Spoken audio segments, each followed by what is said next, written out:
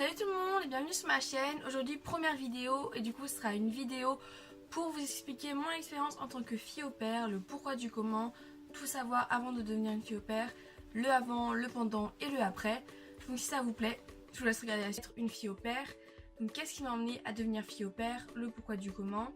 Donc en fait pour me résumer la situation, j'ai 19 ans, j'ai eu mon bac STS l'année dernière, mention très bien. J'ai commencé une fac de médecine au mois de septembre, que j'ai arrêté. J'ai commencé à travailler pour économiser de l'argent, pour trouver ce que je voulais faire l'année d'après. Il s'est avéré que j'ai trouvé ma voie en me disant que je voulais faire un DUT métier du multimédia et de l'internet, que je fais actuellement sur Nancy. Et du coup pour ça, dans tout ce qui est communication, web, design, etc., si vous parlez pas l'anglais, vous êtes fichu. Et moi j'avais un niveau vraiment très bas avant de partir une fille au pair. Du coup je me suis dit, si l'occasion rêvait, je me suis dit autant prendre mon temps que j'ai. C'est la seule fois dans ma vie peut-être que j'aurai cette opportunité là de partir en tant que fille au pair. Donc c'est ce que j'ai fait, j'ai pris mes clics et mes claques et je me suis barrée comme on dit. Parce que je suis partie, pour vous résumer, donc moi je suis partie en 6 mois en Irlande, pas loin de Cork, dans la ville de Clonakilty. Je vous mettrai quelques photos.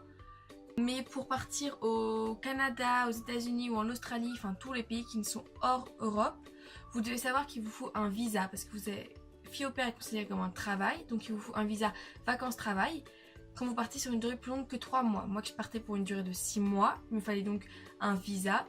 Et comme je me suis prise un petit peu, pas au dernier moment, mais disons que j'aime bien faire les choses, je le fais, j'ai une idée, il faut que ça se réalise tout de suite. Donc j'ai un peu pris cette décision 2 semaines avant de partir et en 2 semaines c'était absolument impossible pour moi d'obtenir un visa. Parce qu'il faut faire des demandes, que c'est payant, etc.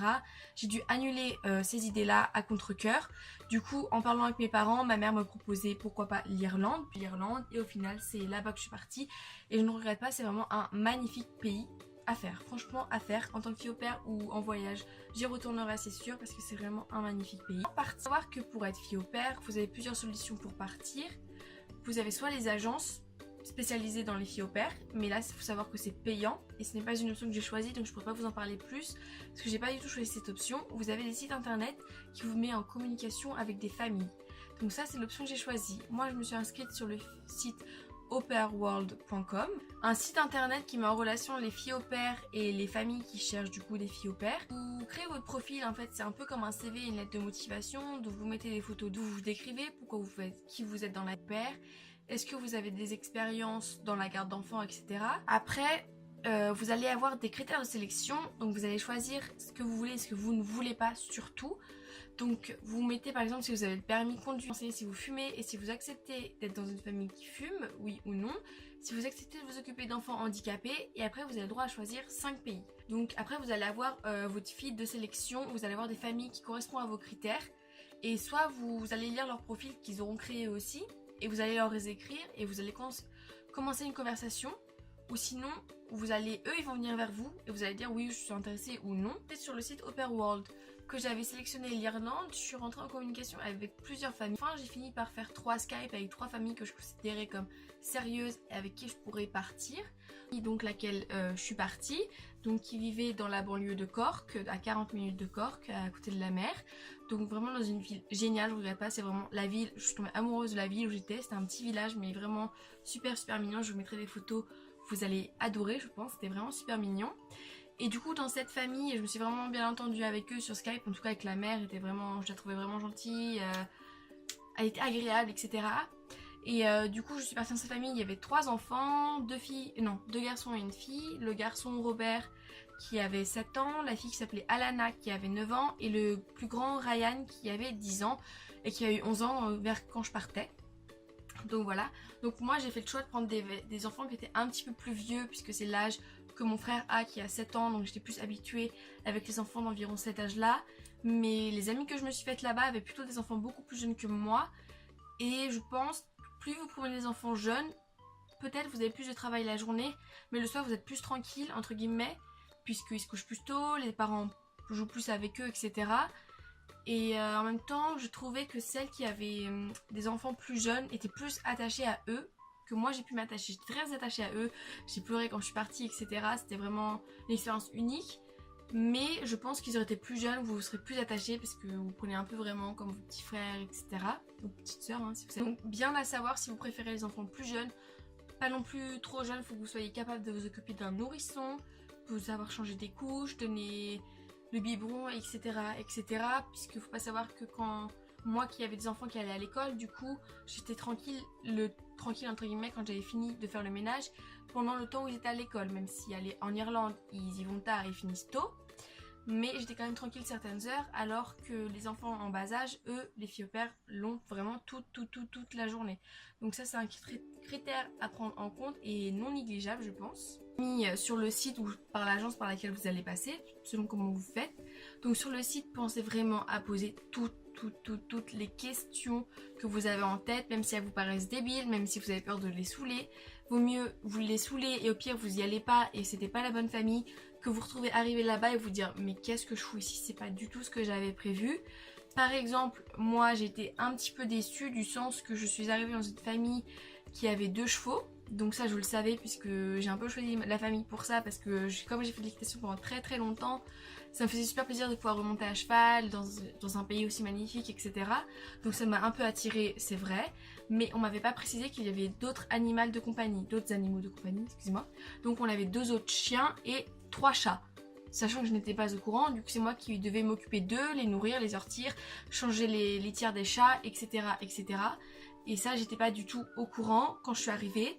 Et je me suis un peu retrouvée comme une conne devant eux. Bon, heureusement que j'ai déjà un chat et un chien chez moi, donc on va dire que c'était pas pire. Mais pour ceux qui sont allergiques ou qui en ont vraiment une peur bleue, c'est vraiment important de savoir qu'il y a des animaux dans la famille où vous allez, au cas où vous en voulez pas.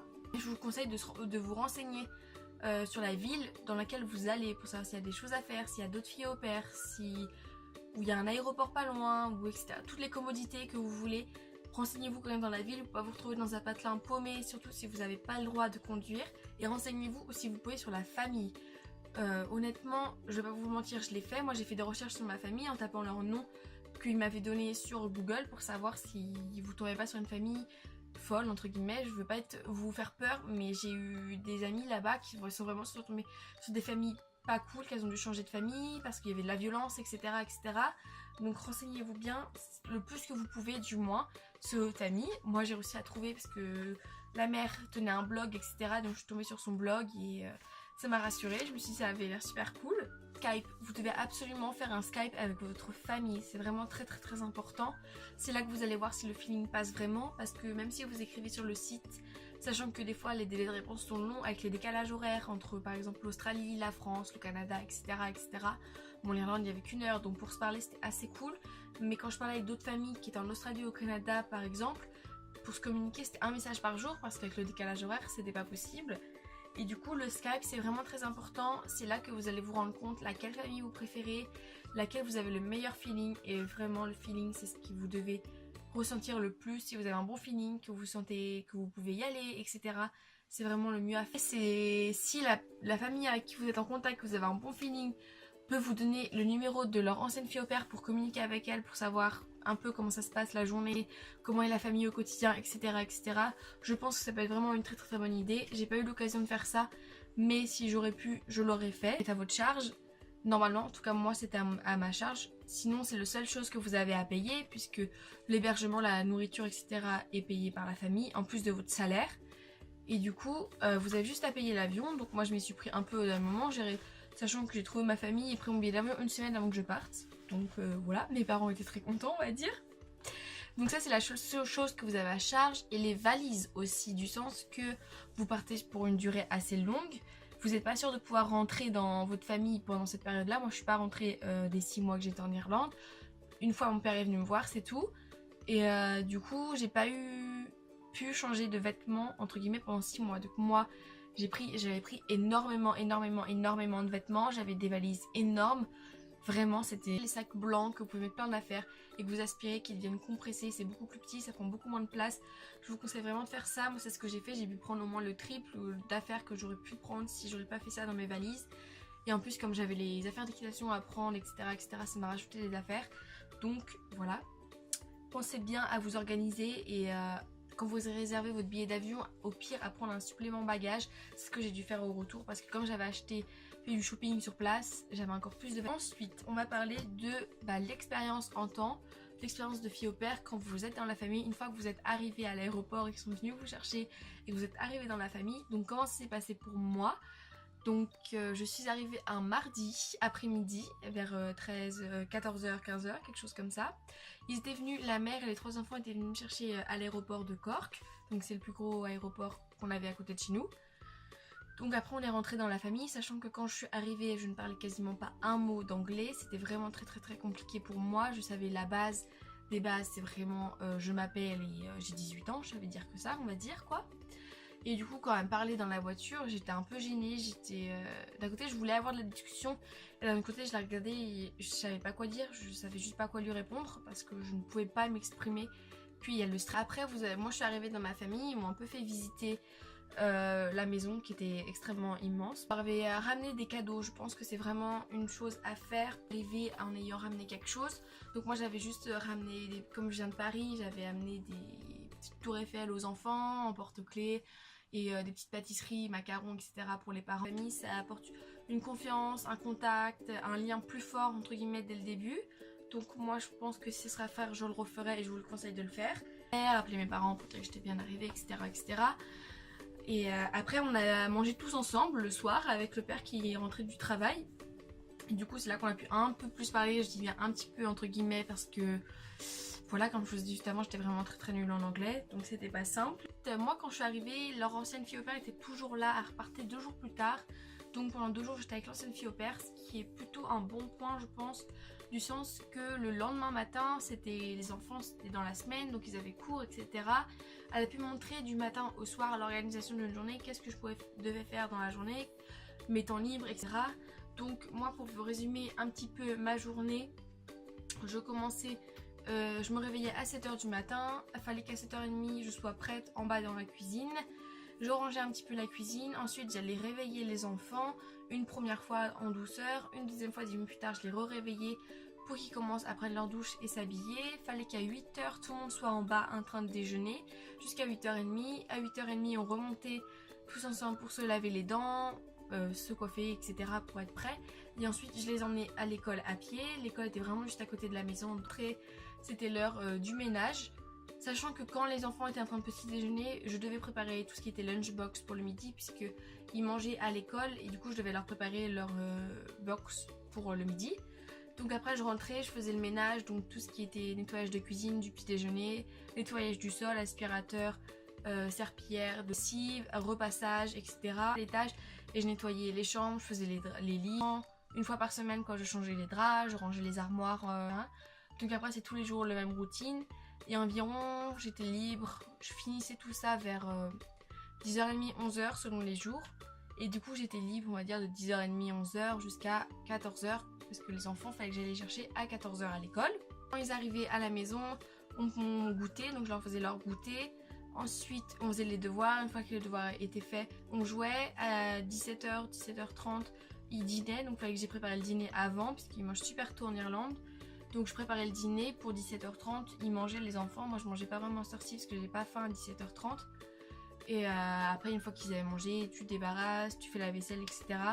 Et tu regardes l'enfant, peu importe ce que ça peut être, mais bon vous passez le temps jusqu'à ce que les parents arrivent. Moi le père était médecin anesthésiste à l'hôpital, du coup il rentrait vraiment très tard et la mère elle sortait souvent avec ses amis. Du coup j'étais souvent toute seule avec les enfants du matin au soir, donc il fallait les occuper, alors que la plupart des autres filles au père, une fois que les parents rentraient du travail vers 17h, 18h grand maximum, elles étaient libres, elles faisaient ce qu'elles voulaient, alors que moi c'était vraiment jusqu'à ce que les enfants aillent se coucher, puisque les parents rentraient beaucoup plus tard, étaient très fatigués, occupés, ou ils allaient au sport, ils sortaient, etc. Donc j'étais vraiment du réveil jusqu'à ce que je les couche avec eux, et sans vraiment moment de répit à part le moment où ils étaient à l'école du coup, où de temps en temps ils allaient chez leurs grands-parents l'après-midi, mais c'était pas souvent repos le samedi, dimanche en général. Mais bon, comme je vous disais tout à l'heure, vous vivez avec vos patrons entre guillemets, donc même le week-end vous aidez dans les tâches de la vie quotidienne, vous aidez avec les enfants, vous jouez avec eux, etc. Et moi j'ai eu les vacances de avril et les grandes vacances scolaires. Du coup, les vacances d'avril, c'était vraiment super génial. C'était les mêmes vacances que nous en France. Et vraiment, j'ai vraiment aimé les vacances. Au début, je redoutais parce que je me suis dit, oui, bah du coup, je vais être avec eux toute la journée. J'aurai vraiment plus aucun temps pour travailler, donc faut arrêter de se plaindre. Et en fait, c'était vraiment mieux parce que du coup, on se réveillait plus tard. Même si c'était pas non plus fou, hein, on se réveillait à 8h30 au lieu de 7h, quoi. mais vous vous réveillez plus tard, vous faites beaucoup plus d'activités, vous pouvez aller à des parcs et tout, aller jouer, aller à la piscine, etc. que vous pouvez pas faire forcément en temps normal. Donc je me suis beaucoup plus amusée et en plus comme vous parlez vraiment toute la journée puisque vous êtes toute la journée avec eux, je trouve que j'ai beaucoup plus progressé dans les 2 semaines de vacances que par exemple en un mois où j'étais toute seule la journée entre guillemets. Donc ça vraiment c'était... Moi j'adorais les vacances, je préférais limite quand j'étais en vacances finalement que quand j'étais à l'école. Pourtant au début je redoutais vraiment. Et école. Ensuite je voudrais vous parler du coup de la progression dans la langue dans laquelle vous allez. Donc moi j'ai décidé de partir dans un pays qui parlait l'anglais parce que c'était la langue que je considère pour moi à titre personnel la plus importante aujourd'hui, même si d'autres langues se développent vraiment beaucoup. Mais pour moi l'anglais reste quand même la langue principale, surtout dans les études que j'ai entrepris et dans les métiers futurs que j'aimerais faire. Donc pour moi parler l'anglais était primordial, sachant que c'était vraiment une langue que je maîtrisais quasiment pas, j'avais vraiment un niveau très faible. J'étais beaucoup plus forte dans ma deuxième langue qui est l'italien. Et du coup j'ai décidé de partir en Angleterre, dans un pays qui parle l'anglais, excusez-moi, donc en Irlande, et d'y aller et de finalement pas du tout progresser. La partie bilingue c'est pas du tout vrai, c'est complètement faux même, mais du coup j'étais arrivée avant, je parle vraiment maintenant pas, j'ai pas envie de dire que je suis fluente anglais parce que il y a des moments où j'ai des bugs etc. Mais si je me retrouve toute seule dans un pays qui parle l'anglais et que je suis paumée, que j'ai plus aucune affaire, je saurais me débrouiller si je trouve quelqu'un pour lui raconter ma vie, pour lui expliquer ce qui m'est arrivé, etc. Donc j'aimerais encore progresser, apprendre plus de vocabulaire. En même temps, je sais qu'il y a des fois c'était un petit peu de ma faute puisque j'aurais pu progresser plus, par exemple en regardant plus de séries, etc. Puisque des fois quand vous parlez, quand vous êtes loin de votre famille, loin de votre pays, loin de votre langue, que vous entendez de l'anglais toute la journée, tout le temps, il y a vraiment des moments où vous avez juste envie d'entendre du français, honnêtement je vais vous dire la vérité. Et du coup quand j'étais toute seule, qu'il y avait personne avec moi, je regardais des séries en français, de la télé française en replay sur l'ordinateur, parce que j'en pouvais juste plus d'entendre de l'anglais. Donc je regardais des vidéos en français, etc. Et du coup, si j'aurais pas fait ça, que j'aurais prévu ce temps que j'avais là pour regarder des séries en anglais, ça m'aurait quand même beaucoup plus fait progresser, je pense. Mais du coup, dans ce carnet et vers la fin, je pouvais aller au cinéma en anglais. Je suis allée 3 ou 4 fois au cinéma, je regardais des films avec la famille en anglais sans sous-titres. Et ça me posait plus vraiment de problème, même si vous comprenez pas tous les mots, vous comprendrez forcément les 3/4 du film, on va dire. Donc maintenant franchement je me débrouille beaucoup mieux qu'avant.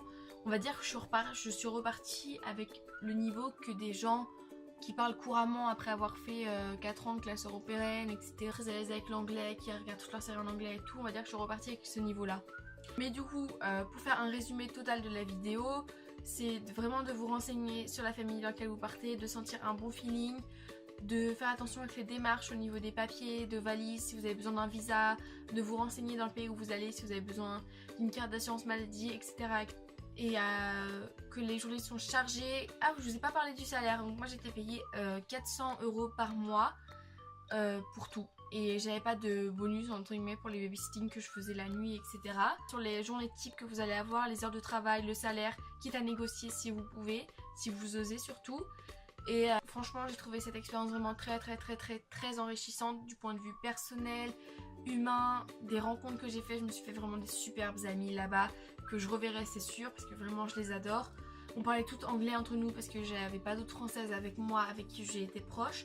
J'étais plutôt proche d'italienne, d'allemande, etc. Donc on parlait anglais entre nous. Donc vraiment je me suis fait des superbes amis. Beaucoup sur moi-même, j'ai changé beaucoup ma façon de voir les choses sur plein de choses différentes, sur la vie de famille, sur ce que je voulais faire plus tard dans la vie, sur les voyages, etc. J'ai changé mon point de vue sur beaucoup de choses. J'ai vraiment mûri, grandi, je pense. Et puis j'ai appris à être vraiment très indépendante puisque maintenant j'ai pris mon indépendance pour partir vivre à Nancy. J'ai quitté la région parisienne pour venir à Nancy en habitant seule. Et en étant fille au père, maintenant je sais entre guillemets tout faire dans une maison qu'avant je ne saurais pas faire à mon avis si j'aurais vécu directement seule sans passer par cette étape là. Parce que quand vous êtes chez papa maman et que vous vous retrouvez seule du jour au lendemain, ça change tout. Alors que là quand vous avez déjà appris à gérer toute une famille, plus des enfants, plus des animaux, franchement quand vous vous retrouvez toute seule dans une maison, tout vous paraît beaucoup plus simple qu'avant. Je le referai et si vous posez des questions, n'hésitez pas à me les poser en commentaire, je vous répondrai. Et si vous hésitez, franchement, foncez, faites-le. Au pire, même si ça vous plaît pas, vous partez pour une durée plus petite, quitte à repartir après. Ou vous pouvez toujours dire à la famille que vous vous sentez vraiment pas bien, que vous voulez repartir. Et vous leur donnez quelques semaines ou un mois pour qu'ils retrouvent une autre fille au pair pour vous remplacer, mais vous allez regretter vraiment si vous le faites pas. Donc franchement faites-le, que ce soit pour parler l'anglais, l'espagnol, l'allemand, le chinois, l'italien, la langue que vous voulez, le portugais, je m'en fiche. Mais franchement faites-le dans le pays que vous voulez le plus.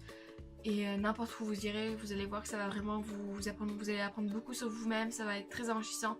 Vous allez avoir des souvenirs à vie et pas tout le monde l'a fait. Donc si vous avez l'opportunité de le faire, la chance de le faire, c'est la meilleure solution, je trouve, pour découvrir un pays, apprendre une langue avec le moindre frais possible. Faites-le et voilà, c'est tout, hein. Profitez de votre vie, kiffez votre moment et kiffez votre vie quoi. Donc voilà, c'est tout ce que j'avais à dire pour mon expérience en tant que fille au pair. Si vous avez des questions, n'hésitez pas à les mettre en commentaire, j'y répondrai avec grand plaisir. Et je vous retrouve bientôt dans une nouvelle vidéo. Bisous!